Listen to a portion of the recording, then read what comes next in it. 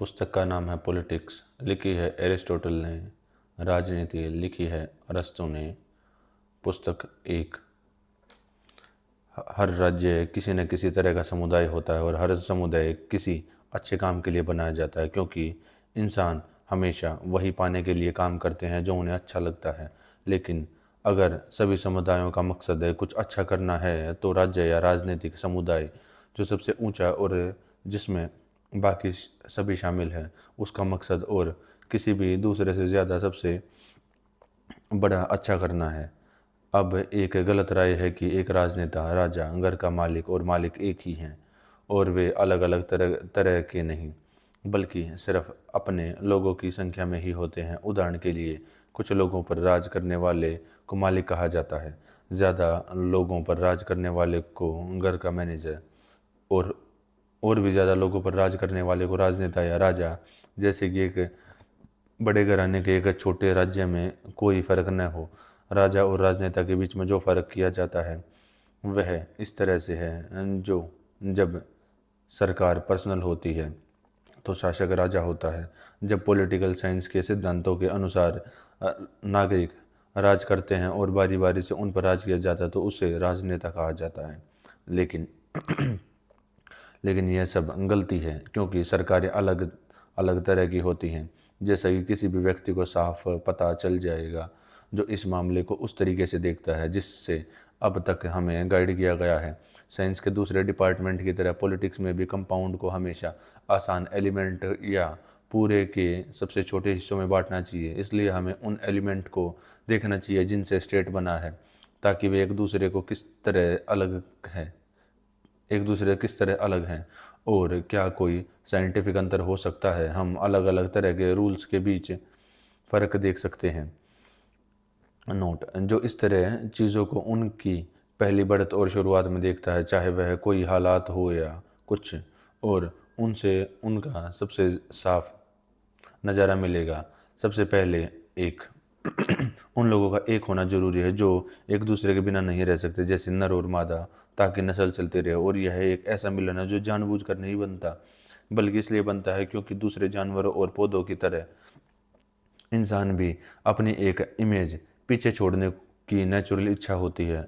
और दो, natural ruler और सब्जेक्ट का एक मिलन होना चाहिए ताकि दोनों को बचाया जा सके, क्योंकि अपने दिमाग में पहले से देख सकता है वह नेचुरली लॉर्ड और मास्टर होता है, और जो अपने शरीर से काम कर सकता है वह सब्जेक्ट होता है और नेचुरली गुलाम होता है। इसलिए मालिक, गुलाम या इंटरेस्ट एक जैसा होता है, लेकिन नेचुरल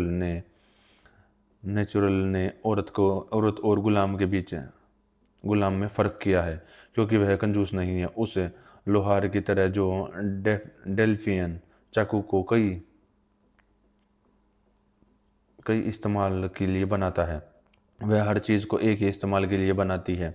और हर औजार सबसे अच्छा तब बनता है जब वह इस्तेमाल के लिए हो, न कि कई इस्तेमाल के लिए। अच्छा, जब एक इस्तेमाल के लिए हो। लेकिन बर्बर लोगों में औरतों और गुलामों में कोई फ़र्क नहीं किया जाता, क्योंकि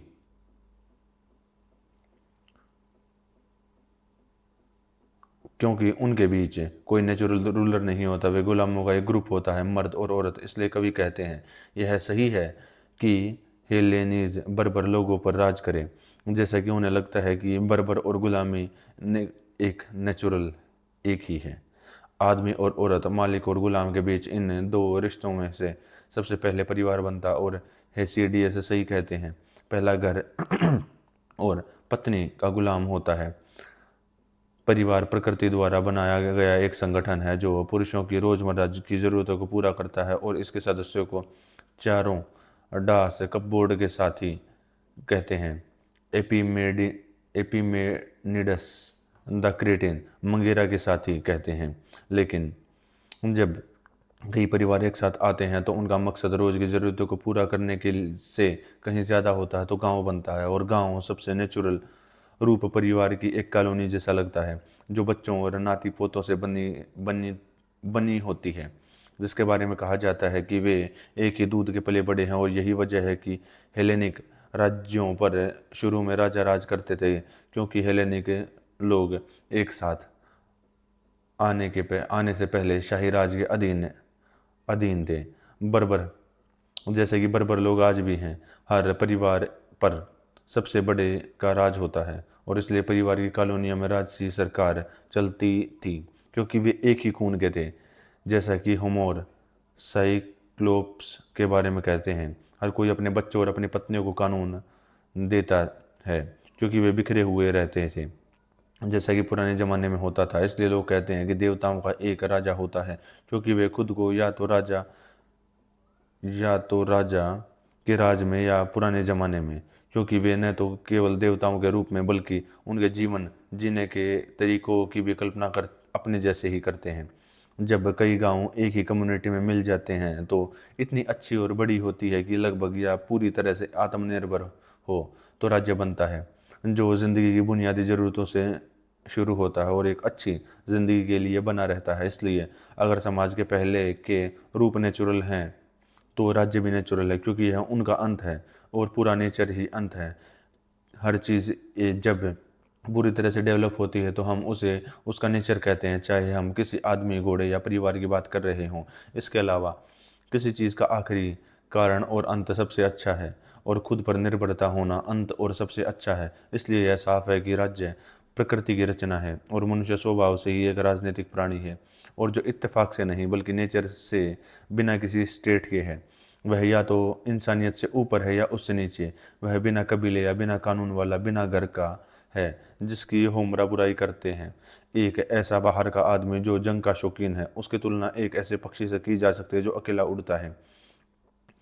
अब यह बात साफ है कि इंसान मधुमक्खियों या किसी दूसरे मिलनसार जानवरों से ज़्यादा पॉलिटिकल जानवर क्यों है।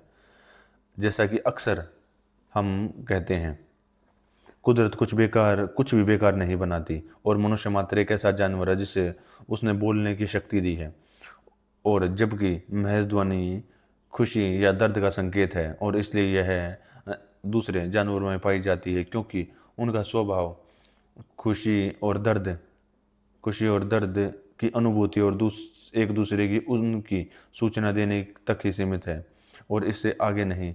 बोलने की शक्ति का उचित उद्देश्य उचित और अनुचित को बताना है, और इसी तरह उचित और अनुचित को भी बताना है। और यह मनुष्य भी एक विशेषता है कि अकेले उसे ही अच्छे और बुरे, उचित और अनुचित का बोध होता है, और जिन जीवों में यह बोध होता है उनका समूह एक परिवार और एक राज्य बनाता है।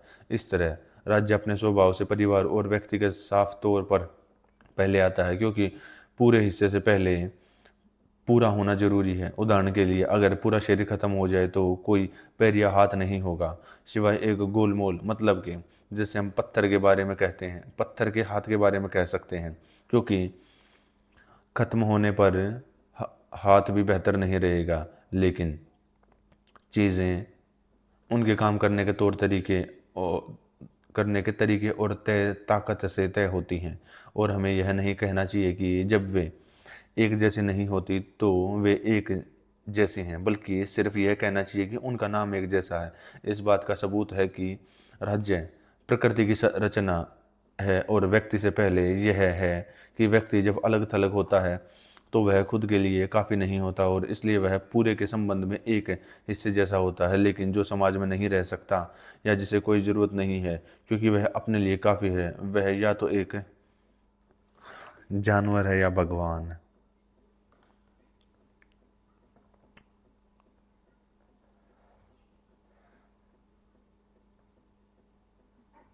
इसलिए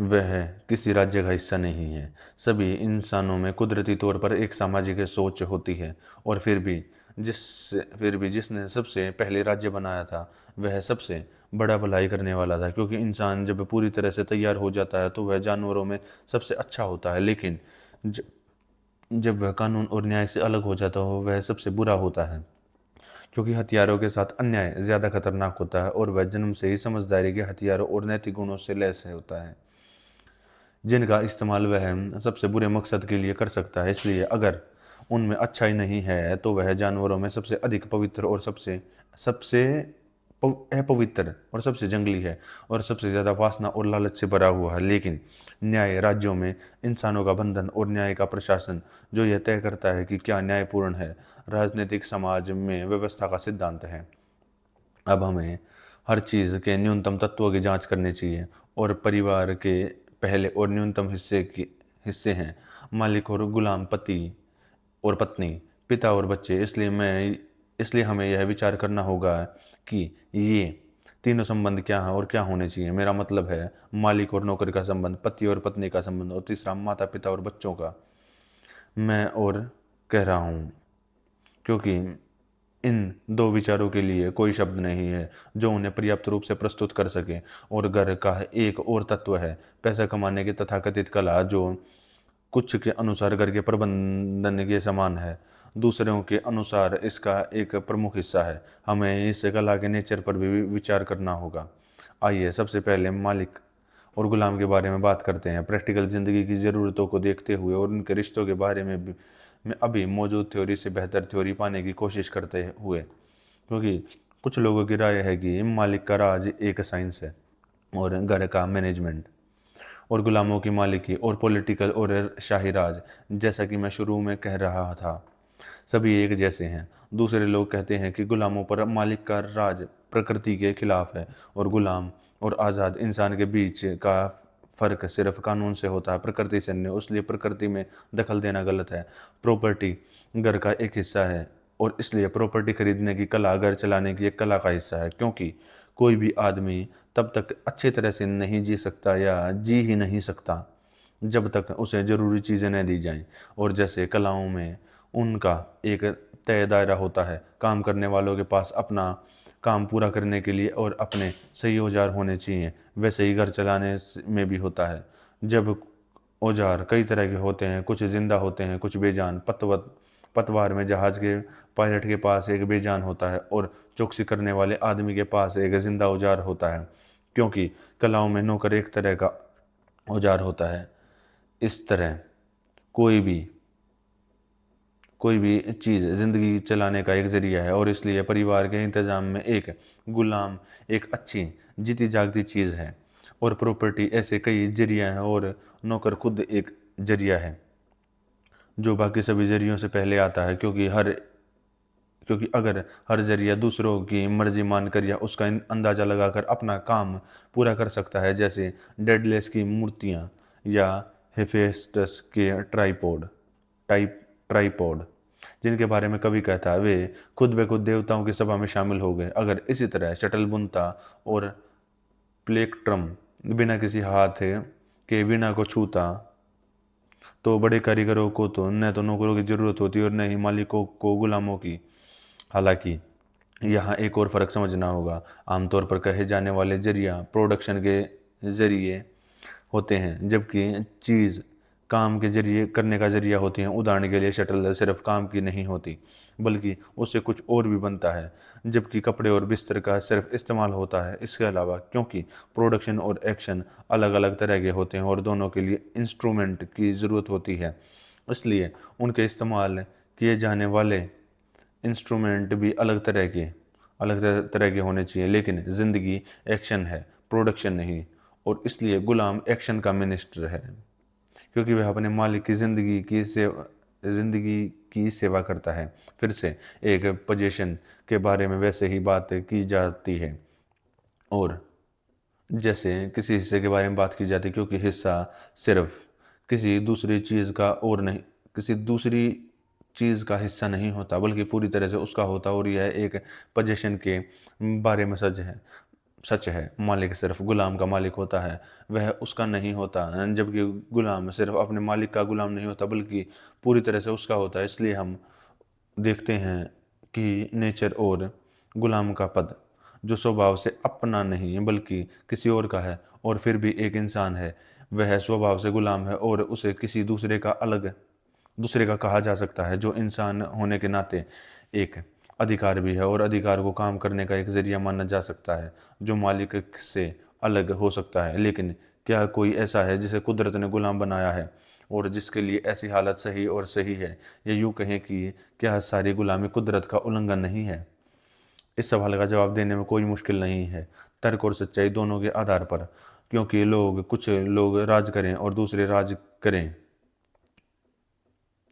यह न सिर्फ जरूरी है बल्कि सही भी है। जन्म के समय से कुछ लोग अधीनता के लिए चुने जाते हैं और कुछ राज करने के लिए।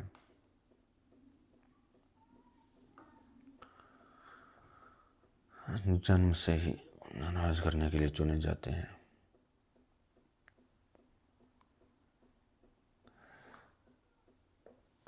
जहाँ शासक और प्रजा दोनों कई तरह के होते हैं, वहीं शासन बेहतर होता है जो बेहतर प्रजा पर किया जाता है। जैसे जंगली जानवरों पर शासन करने से इंसानों पर शासन करना बेहतर है।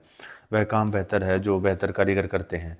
और जहाँ एक आदमी शासन करता है और दूसरा शासित होता है, तो कहा जा सकता है कि उनके पास काम है। सभी चीज़ों में से जो एक मिली जुली चीज़ बनाती बनाती है और जो हिस्सों से बनी होती है, चाहे वे लगातार हों या अलग अलग।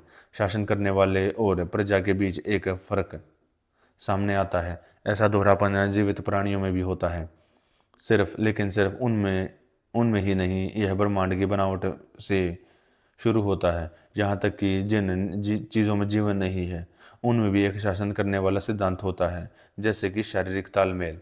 लेकिन हम प्रजा से भटक रहे हैं, इसलिए हम खुद को जीवित प्राणी तक सीमित रखेंगे, जो सबसे पहले आत्मा और शरीर से बना है। और इन दोनों में से एक स्वभाव से शासक है और दूसरा प्रजा। लेकिन फिर हमें उन चीज़ों में प्रकृति के इरादे देखने चाहिए जो अपने स्वभाव बनाए रखती हैं, न कि उन चीज़ों में जो खराब हो गई हैं। इसलिए हमें उस इंसान की स्टडी करनी चाहिए जो शरीर और आत्मा दोनों की सबसे परफेक्ट हालत में है, क्योंकि उसमें हम दोनों का सही रिश्ता देखेंगे। हालांकि बुरे या खराब नेचर में शरीर अक्सर आत्मा पर राज करता है।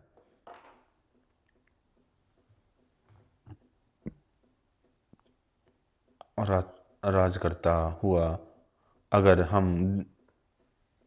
हम दिखेगा, क्योंकि वे बुरी और अननेचुरल हालत में होते हैं। इस सबसे पहले तो हम जिंदा जानवरों में एक तानाशाही और एक कानूनी राज दोनों देख सकते हैं, क्योंकि आत्मा शरीर पर तानाशाही राज करती है, जबकि बुद्धि इच्छाओं पर एक कानूनी और शाही राज करती है। और यह साफ है कि शरीर पर आत्मा का और मन और समझदार एलिमेंट का जुनून पर राज नेचुरल और सही, जबकि दोनों की बराबरी या कमतर का राज हमेशा नुकसानदायक होता है। यही बात जानवरों के साथ साथ इंसानों पर भी लागू होती है, क्योंकि पालतू जानवरों का नेचर जंगली जानवरों से बेहतर होता है। और सभी पालतू जानवर तब बेहतर रहते हैं जब उन पर इंसान राज करता है, क्योंकि तब वे सुरक्षित रहते हैं। फिर नर स्वभाव से बेहतर होता है और मादा कमतर। और एक राज करता है और दूसरा राज किया जाता है। यह नियम जरूरी तौर पर पूरी इंसानियत पर लागू होता है। जो तो जहाँ आत्मा और शरीर के बीच या इंसान और जानवर के बीच इतना फर्क होता है, जैसे कि उन लोगों के मामले में जिनका काम अपने शरीर का इस्तेमाल करना है और जो इससे बेहतर कुछ नहीं कर सकते। इससे बेहतर कुछ नहीं कर सकते। निचले तबके के लोग स्वभाव से गुलाम होते हैं।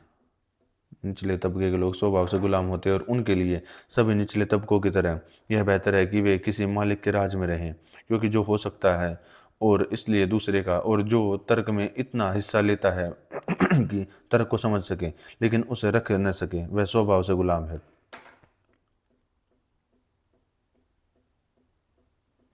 तर्क को रख न सके, वह स्वभाव से गुलाम है। जबकि निचले तबके के जानवर तर्क को समझ भी नहीं सकते। वे अपने अंदर की आवाज़ सुनते हैं। और सच में गुलाम और पालतू जानवरों का इस्तेमाल बहुत अलग नहीं है, क्योंकि दोनों अपने शरीर से जिंदगी की ज़रूरतें पूरी करते हैं।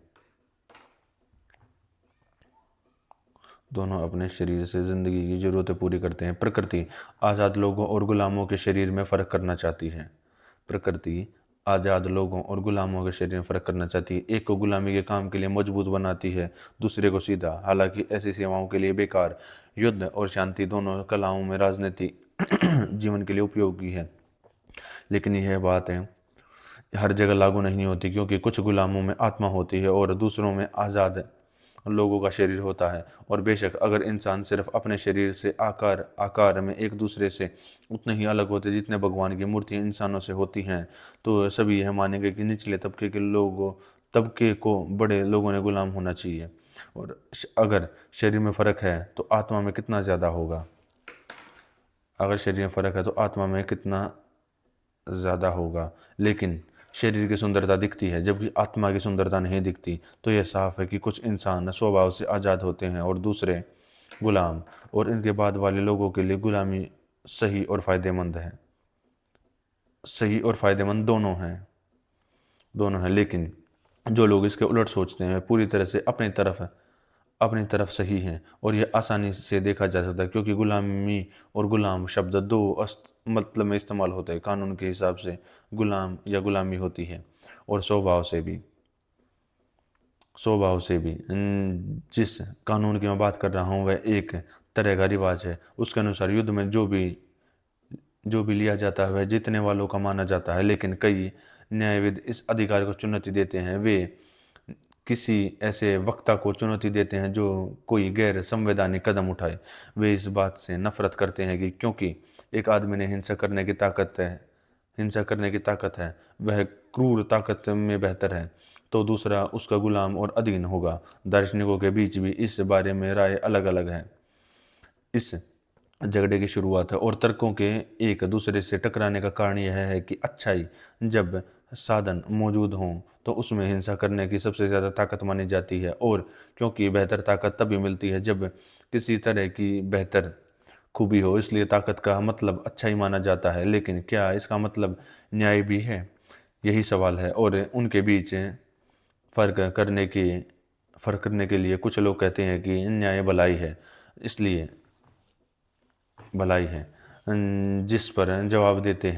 जिस पर दूसरे जवाब देते हैं कि न्याय किसी बेहतर के शासन से कुछ ज़्यादा ज़्यादा कुछ नहीं है। यदि दोनों विचार को विरोधी और अन्य माना जाता है, यानी यदि यह धारणा कि न्याय परोपकार है एक वरिष्ठ के न्यायपूर्ण शासन के विचार को बाहर करती है, तो विकल्प यानी कि कोई भी दूसरे पर शासन नहीं करना चाहिए। विकल्प में कोई बल या प्रशंसनीयता नहीं है, क्योंकि इसका तात्पर्य है कि गुणों में श्रेष्ठ को भी शासन नहीं करना चाहिए या मालिक नहीं होना चाहिए। कुछ लोग जैसे कि वे सोचते हैं न्याय के सिद्धांत से चिपके रहते हैं, क्योंकि कानून और रीति रिवाज एक तरह का न्याय है। यह मान लेते हैं कि युद्ध में गुलामी कानून द्वारा उचित है, लेकिन वे सुसंगत नहीं। क्या होगा यदि युद्ध का कारण अन्यायपूर्ण हो? कोई भी कभी नहीं कहेगा कि वह गुलाम है और जो गुलाम होने के अयोग्य होता है। अगर ऐसा होता तो उच्चतम पद के पुरुष गुलाम होते और गुलामों के बच्चे भी गुलाम होते यदि उन्हें या उनके माता पिता को बंदी बना लिया जाता और बेच दिया जाता। इसलिए हेलेनिक खुद को गुलाम कहना पसंद नहीं करते, क्योंकि यह मानना होगा कि कुछ लोग एक जगह गुलाम है और दूसरे कहीं नहीं। यही सिद्धांत कुलीनता पर भी लागू होता है। हेलेन लोग खुद को हर जगह कुलीन मानते हैं और केवल अपने देश में ही नहीं बल्कि वे बर्बर लोगों को भी तभी कुलीन मानते हैं जब वे घर पर हों, जिससे यह संकेत मिलता है कि कुलीनता और स्वतंत्रता दो प्रकार की होती है, एक निरपेक्ष और दूसरी सापेक्ष। कुलीनता और स्वतंत्रता दो प्रकार की होती है, एक निरपेक्ष दूसरी सापेक्ष। थियोडेटिक्स की हेलेन कहती है, कौन मुझे सेवक कहने में हिम्मत करेगा जो दोनों तरफ से देवताओं के तने से उत्पन्न हूँ। इसका अर्थ है कि सिवाय इसके कि स्वतंत्रता और गुलामी कुलीन और विनम्र जन्म में अच्छाई और बुराई अच्छाई और बुराई के दो सिद्धांतों से अंतर करते हैं। वे सोचते हैं कि जैसे मनुष्यों और जानवरों को जन्म देते हैं, वैसे ही अच्छे पुरुषों से एक अच्छा इंसान उत्पन्न होता है। लेकिन यह वही है जो प्रकृति, भले ही वह ऐसा चाहती हो, हमेशा पूरा नहीं कर सकती। भले ही वह जो प्रकृति वह पूरा नहीं कर सकती।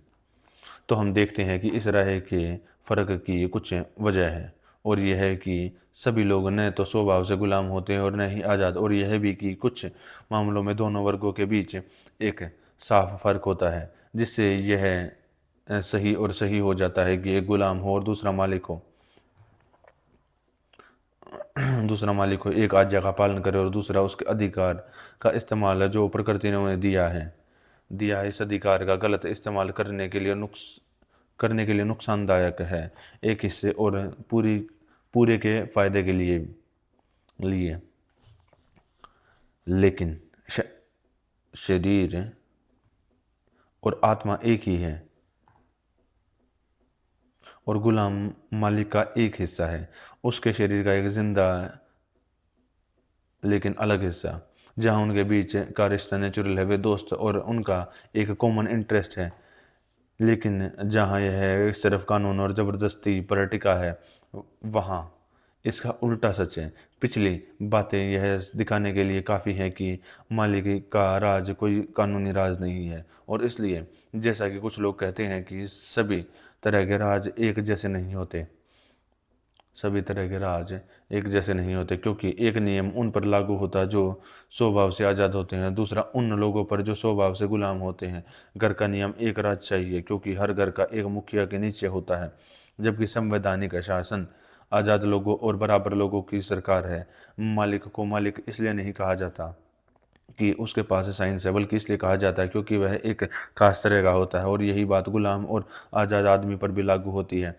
फिर भी मालिक के लिए एक साइंस और गुलाम के लिए एक साइंस हो सकता है। गुलाम का साइंस वैसा ही होगा जैसा सिरैक्यूज के आदमी ने सिखाया है, जिसने गुलामों को उसके आम काम सिखाकर पैसे कमाए थे, और इस तरह के ज्ञान को आगे बढ़ाया जा सकता है ताकि इसमें खाना बनाने और इसी तरह के छोटे मोटे काम शामिल हो सके, क्योंकि कुछ काम ज़्यादा ज़रूरी होते हैं जो तो कुछ ज़्यादा इज्जतदार किस्म के। जैसा कि कहावत है, गुलाम के सामने गुलाम, मालिक के सामने मालिक। इसलिए ज्ञान की एक ऐसी सभी ब्रांच गुलाम वाली होती हैं। इसी तरह मालिक का एक साइंस भी है जो गुलामों का इस्तेमाल करना सिखाता है, क्योंकि मालिक का मतलब गुलामों को हासिल करने से नहीं बल्कि उनके इस्तेमाल से होता है। फिर भी यह तथाकथित साइंस कुछ बड़ा या कमाल का नहीं है, क्योंकि मालिक को बस यह जानना होता है कि वह क्या ऑर्डर दे जिसे गुलाम को पूरा करना आना चाहिए। इसलिए कि जो लोग ऐसी ऐसी पोजीशन में होते हैं जो उन्हें मेहनत से ऊपर रखती है, उनके पास मैनेजर होते हैं जो उनके घर का ध्यान रखते हैं, जबकि वे फिलोसफी या पॉलिटिक्स में बिजी रहते हैं। लेकिन गुलामों को हासिल करने की कला, मेरा मतलब है कि उन्हें सही तरीके से हासिल करना, मालिक की कला और गुलाम की कला दोनों से अलग है, क्योंकि यह शिकार या युद्ध का एक तरीका है। मालिक और गुलाम के बीच का भेद बहुत हो गया। आइए अब हम आमतौर पर प्रॉपर्टी और पैसा कमाने की कला के बारे में अपने आम तरीके पूरी चीज़ों को उसके हिस्सों में बांटने के तरीके के हिसाब से जांच करें, क्योंकि गुलाम को प्रॉपर्टी का हिस्सा दिखाया गया है। पहला सवाल है कि क्या कि पैसे कमाने की कला घर चलाने की कला या उसका हिस्सा है या उसमें मदद करती है। और अगर आखिरी सवाल है तो क्या शटल बनाने की कला बुनाई की कला में मदद करती है या कांसे की डलाई मूर्ति बनाने की कला में मदद करती है, क्योंकि वे एक तरह से मदद नहीं करते बल्कि एक औजार देता है। और दूसरा सामान से मेरा मतलब है कि वह बुनियाद जैसा कोई काम बनाता है। इस तरह ऊन बुनकर का सामान है, कांसा मूर्ति बनाने का सामान है। अब यह देखना आसान है कि घर चलाने की कला पैसे कमाने की कला जैसे नहीं है, क्योंकि वह एक में वह सामान इस्तेमाल होता है और दूसरा देता है। और जो कला घर के सामान का इस्तेमाल करती है वह घर चलाने की कला के अलावा और कुछ नहीं हो सकती। लेकिन इसमें शक है कि पैसा कमाने की कला घर के मैनेजमेंट का हिस्सा है या कोई अलग कला। वे जुड़े हुए लगते हैं, क्योंकि पैसा कमाने वाले को यह सोचना पड़ता है कि पैसा और प्रॉपर्टी कहाँ से मिलेगी। लेकिन प्रॉपर्टी और दौलत कई तरह की होती है। खेती बाड़ी और आमतौर पर खाने की देखभाल और इंतजाम, क्या ये पैसा कमाने की कला के हिस्से हैं या अलग कलाएं। फिर खाना कई तरह का होता है, इसलिए इसलिए जानवर और इंसानों दोनों की जिंदगी भी कई तरह की होती है। उन सभी को खाना चाहिए और उनके खाने में अंतर ने उन्हें जीने के तरीकों में भी अंतर पैदा किया है। जानवरों में कुछ झुंड में रहने वाले होते हैं, दूसरे अकेले रहने वाले हैं। वे उसी तरह जीते हैं जो उनके गुजारे के लिए सबसे अच्छा होता है। इसलिए वे मांसाहारी या शाकाहारी या सब कुछ खाने वाले होते हैं, और उनकी आदतें उनके लिए कुदरत ने इस तरह से तय की हैं कि वे अपनी पसंद का ज़्यादा अपनी पसंद का खाना ज़्यादा आसानी से पा सकें। लेकिन क्योंकि अलग अलग लोगों की पसंद अलग अलग होती है, इसलिए एक ही चीज़ उन सभी को नेचुरली अच्छी नहीं लगती, और इसलिए मांसाहारी या शाकाहारी जानवरों की ज़िंदगी आपस में और भी अलग होती है। इंसानों की ज़िंदगी में भी बहुत फ़र्क होता है। सबसे आलसी चरवाहे जो आलस भरी ज़िंदगी जीते हैं और पालतू जानवरों के से बिना किसी परेशानी के अपना गुजारा कर लेते हैं, उनके झुंड को चारागाह की तलाश में एक जगह से दूसरी जगह भटकना पड़ता है। वे उनके पीछे चलने को मजबूर होते हैं।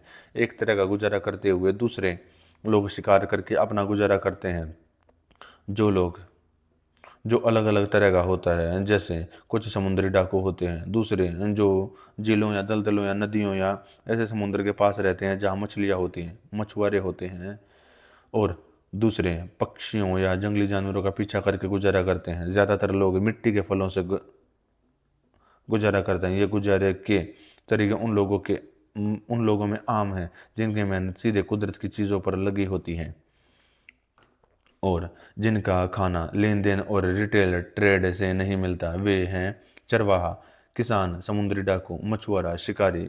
कुछ लोग जो कामों से आराम से गुजारा करते हैं, एक की कमी को दूसरे से पूरा करते हैं। इस तरह एक चरवाहे की जिंदगी एक इस उत्तर चरवाहे की ज़िंदगी एक डाकू की ज़िंदगी के साथ, एक किसान की ज़िंदगी, एक शिकारी की ज़िंदगी के साथ मिल सकती है। ज़िंदगी के दूसरे तरीके भी इसी तरह इंसानों की ज़रूरतों के हिसाब से मिलते हैं। प्रॉपर्टी सिर्फ गुजारे के मतलब में ऐसा लगता है कि कुदरत ने सभी को दी है, और वे जब वे पहली बार पैदा होते हैं, जब वे बड़े हो जाते हैं, क्योंकि कुछ जानवर अपने बच्चों के साथ इतना खाना पैदा करते हैं कि जब तक चलता रहता है तब तक वे खुद खाना नहीं खा पाते। इसमें वे वर्मीपेरस और ओविपेरस जानवर होते हैं। जानवर एक उदाहरण है, और जिंदा रहने वाले जानवरों के पास एक खास समय तक अपने बच्चों के लिए खाने का स्टॉक होता है, जिसे दूध कहते हैं। इसी तरह हम यह अंदाज़ा लगा सकते हैं कि जानवरों के जन्म के बाद पौधे उनके लिए होते हैं और दूसरे जानवर इंसान के लिए होते हैं। पालतू जानवर इस्तेमाल और खाने के लिए, जंगली जानवर अगर सभी नहीं तो कम से कम उनमें से ज़्यादातर खाने के लिए और कपड़े और अलग अलग चीज़ों के इस्तेमाल के लिए। अब अगर कुदरत कुछ भी अधूरा नहीं बनाती और कुछ भी बेकार नहीं बनाती, तो इसका मतलब यह होना चाहिए कि उसने सभी जानवरों और पौधों को इंसानों के लिए बनाया, और इसलिए एक नज़रिए से लड़ाई की कला सिखाने की कुदरती कला है, क्योंकि इसमें शिकार करना भी शामिल है। एक ऐसी कला जिसका जिसका हमें जंगली जानवरों और इंसान के खिलाफ अभ्यास करना करना चाहिए, जिन्हें कुदरत ने काबू में रखने के लिए बनाया है। लेकिन वे झुकेंगे नहीं, क्योंकि यह एक तरह की लड़ाई कुदरती तौर पर जायज़ है।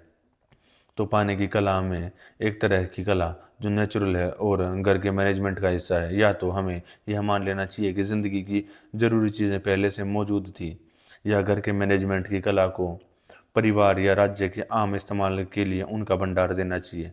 ये दौलत ये सच्ची दौलत के तत्व हैं, क्योंकि एक अच्छी ज़िंदगी के लिए जितनी प्रॉपर्टी की ज़रूरत होती है उसकी कोई लिमिट नहीं होती।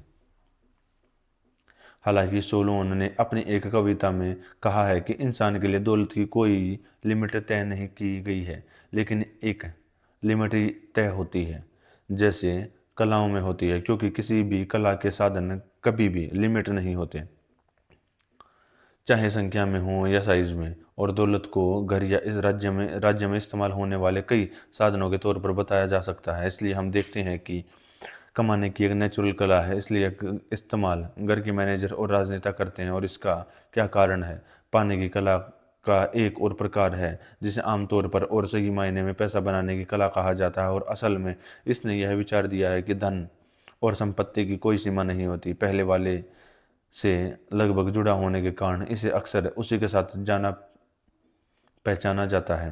हालांकि हालांकि वे बहुत अलग नहीं हैं, फिर भी वे एक जैसे भी नहीं। जो पहले बताया गया है वह प्रकृति से मिलता है, दूसरा अनुभव और कला से मिलता है। आइए हम इस प्रश्न पर अपनी चर्चा निम्नलिखित बातों के साथ शुरू करें। उपयोग और मूल्य और विनिमय। उपयोग में मूल्य और विनिमय में मूल्य, मुद्रा और सिक्के का आविष्कार। उपयोग में मूल्य और आविष्कार। हमारे पास जो कुछ भी है उसके दो इस्तेमाल हैं, दोनों की उस चीज़ के लिए हैं, लेकिन एक ही तरह से नहीं, क्योंकि एक एक सही है और दूसरा गलत है, या दूसरा इस्तेमाल। उदाहरण के लिए, एक जूता पहनने के लिए इस्तेमाल होता है और दूसरा एक्सचेंज के लिए। दोनों ही जूते के इस्तेमाल हैं। जो कोई पैसा या खाने के बदले किसी को जूता देता है जो उसे चाहता है, वह असल में जूते को जूते की तरह इस्तेमाल करता है, लेकिन यह उसका सही या मुख्य मकसद नहीं है, क्योंकि जूता बार्टर की चीज़ के तौर पर नहीं बनना है। यही सब चीज़ें यह सब बात सभी चीज़ों के बारे में कही जा सकती है, क्योंकि एक्सचेंज की कला उन सभी तक फैली हुई है, और यह शुरू में स्वाभाविक रूप से इस स्थिति से पैदा होती है कि कुछ के पास बहुत कम है, दूसरों के पास बहुत ज़्यादा। इसलिए हम यह अंदाज़ा लगा सकते हैं कि रिटेल ट्रेड पैसे कमाने की कला का स्वाभाविक हिस्सा नहीं है। अगर ऐसा होता तो लोगों के पास जब बहुत कुछ हो जाता तो वे एक्सचेंज करना बंद कर देते। और पहले समुदाय में जो परिवार है, यह कला साफ तौर पर किसी काम की नहीं है, बल्कि तभी काम की होने लगती है जब समाज बढ़ता है, क्योंकि परिवार के सदस्यों के पास शुरू में सभी चीज़ें कॉमन थी। समाज के ज़्यादा बटे हुए हालात में वे भी कई चीज़ों में हिस्सा लेते थे, लेकिन वे अलग अलग चीज़ें थीं जिन्हें उन्हें अपनी ज़रूरतों के बदले लेना पड़ता था। एक तरह का बार्टर जो आज भी जंगली देशों में होता है, जो एक दूसरे के साथ जिंदगी की जरूरी चीज़ों का लेन देन करते हैं और कुछ नहीं, जैसे अनाज और ऐसी चीज़ें जो बदले शराब देना और लेना। इस तरह का बार्टर पैसा कमाने की कला का हिस्सा नहीं है, और यह नेचर के खिलाफ भी नहीं है, बल्कि यह इंसानों की नेचुरल ज़रूरतों को पूरा करने के लिए ज़रूरी है। एक्सचेंज का दूसरा या ज़्यादा मुश्किल तरीका आसान तरीके से निकला। जब एक देश के लोग दूसरे देश के लोगों पर ज़्यादा डिपेंडेंट हो गए, तो उन्होंने अपनी ज़रूरत की चीज़ें इंपोर्ट और सरप्लस एक्सपोर्ट, तो पैसे का इस्तेमाल ज़रूरी हो गया। क्योंकि ज़िंदगी की अलग अलग ज़रूरी चीज़ें आसानी से नहीं मिलती, और इसलिए लोग एक दूसरे के साथ अपने लेन देन में ऐसी चीज़ों का इस्तेमाल करने के लिए राजी हो गए जो असल में काम की हों और ज़िंदगी के मकसदों के लिए आसानी से इस्तेमाल हो सकें, जैसे लोहा, चांदी और ऐसी ही चीज़ें जिनकी इसकी वैल्यू पहले इसे साइज़ और वज़न से मापा जाता था, लेकिन समय के साथ इस पर एक स्टैंप लगा दिया गया है ताकि वज़न किसी परेशानी की वजह से बचा सके और कीमत लिखी जा सके। जब सिक्कों का इस्तेमाल पता चले तो ज़रूरी चीज़ों के साथ बार्टर से पैसा बनाने की दूसरी कला यानी रिटेल ट्रेड शुरू हुई, जो शुरू में शायद एक आसान मामला था, लेकिन जैसे जैसे यह लोगों के अनुभव से सीखा कि सबसे ज़्यादा मुनाफा कहीं और किन लेन देन से कमाया जा सकता है, यह और मुश्किल होता गया। सिक्कों के इस्तेमाल से शुरू हुई पैसा बनाने की कला को आमतौर पर मुख्य रूप से इसी से जुड़ा माना जाता है, और यह वह कला है जो दौलत और पैसा पैदा करती है। यह सोचना पड़ता है कि उन्हें कैसे जमा किया जा सकता है। असल में कई लोग दौलत को सिर्फ सिक्कों की एक मात्रा मानते हैं, क्योंकि पैसा बनाने की कला और रिटेल ट्रेड सिक्कों से जुड़े हुए हैं। दूसरे लोग मानते हैं कि सिक्कों का पैसा सिर्फ एक दिखावा है, एक ऐसी चीज़ जो नेचुरल नहीं है बल्कि सिर्फ पारंपरिक है, जिसके रोज़मर्रा की ज़िंदगी के किसी भी मकसद के लिए कोई कीमत या इस्तेमाल नहीं होगा अगर इस्तेमाल करने वाले किसी दूसरी चीज़ की जगह ले लें। और सच में जिसके पास सिक्कों की भरमार है, उसे अक्सर ज़रूरी खाने की कमी हो सकती है, लेकिन वह दौलत कैसे हो सकती है जो किसी आदमी के पास बहुत ज़्यादा हो और फिर भी वह भूख से मर जाए। जैसे कहानी है मिडास, जिसकी कभी न मिटने वाली प्रार्थना ने उसके सामने रखी हर चीज़ को सोने में बदल दिया। जैसे कहानी में मिडास बदल दिया। लोग सिर्फ सिक्के कमाने के बजाय दौलत और पैसा कमाने की कला के बारे में बेहतर सोच रखते हैं। और वे सही हैं, क्योंकि कुदरती तौर पर दौलत और पैसा कमाने की कुदरती कला अलग अलग चीज़ें हैं और अपने असली रूप में वे घर के मैनेजमेंट का हिस्सा हैं। जबकि रिटेल ट्रेड दौलत बनाने की कला है, हर तरह से नहीं बल्कि लेन देन से। और ऐसा लगता है कि यह सिक्के से जुड़ा है, क्योंकि सिक्का लेन देन की शुरुआत है और उसका पैमाना या सीमा है। और पैसा कमाने की इस कला से मिलने वाली दौलत की कोई सीमा नहीं है। जैसे दवा की कला में सेहत पाने की कोई सीमा नहीं है, और जैसे दूसरी कलाओं में उनके अलग अलग मकसद पूरा करने की कोई सीमा नहीं है, क्योंकि उनका मकसद अपने मकसद को पूरी तरह से पूरा करना होता है। लेकिन तरीकों की एक सीमा होती है, क्योंकि मकसद हमेशा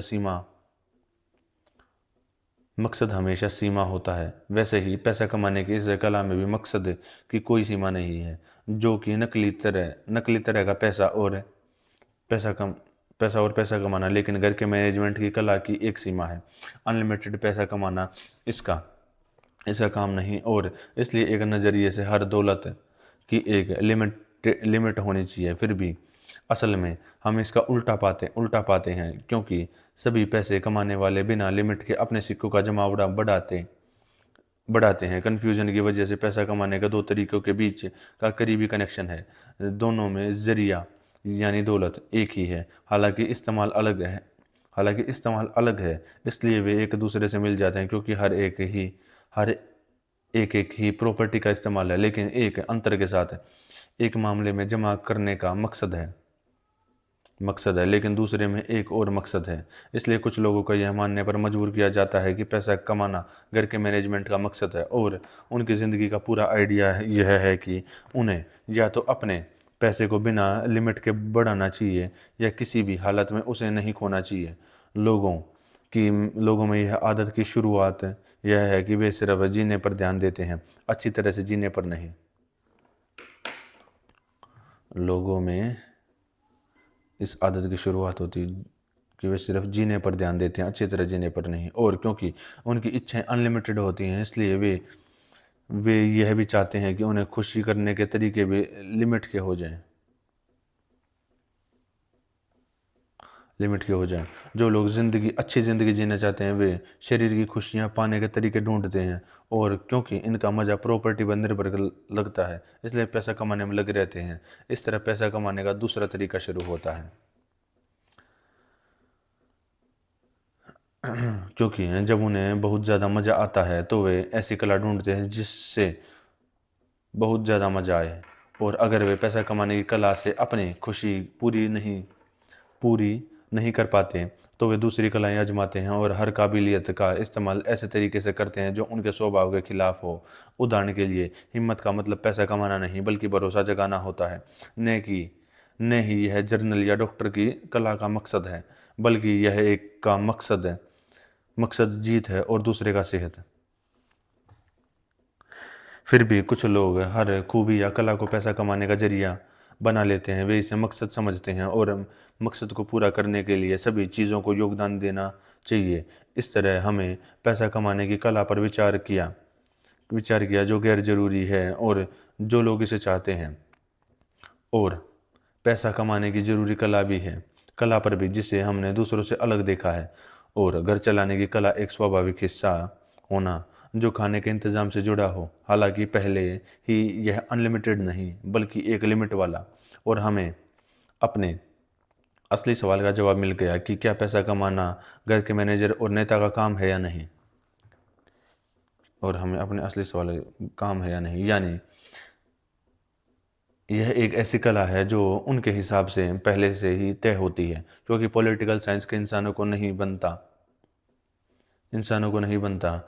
बल्कि उन्हें नेचर से लेता है और उनका इस्तेमाल करता है। और नेचर उन्हें धरती, हवा या समुद्र के लिए एलिमेंट से खाना देती है। इसी स्टेज पर घर के मैनेजर की ड्यूटी शुरू होती है। उसे नेचर से मिलने वाली चीज़ों को ऑर्डर करना होता है। उसकी तुलना बुनकर से की जा सकती है, जिसे ऊन बनाना नहीं बल्कि इस्तेमाल करना होता है। और यह जानना होता है कि किस तरह का ऊन अच्छा और काम का है, और या बुरा और बेकार है। अगर ऐसा नहीं होता तो यह समझना मुश्किल होता है कि पैसा कमाने की कला घर के मैनेजमेंट का हिस्सा क्यों है और दवा और कला क्यों नहीं?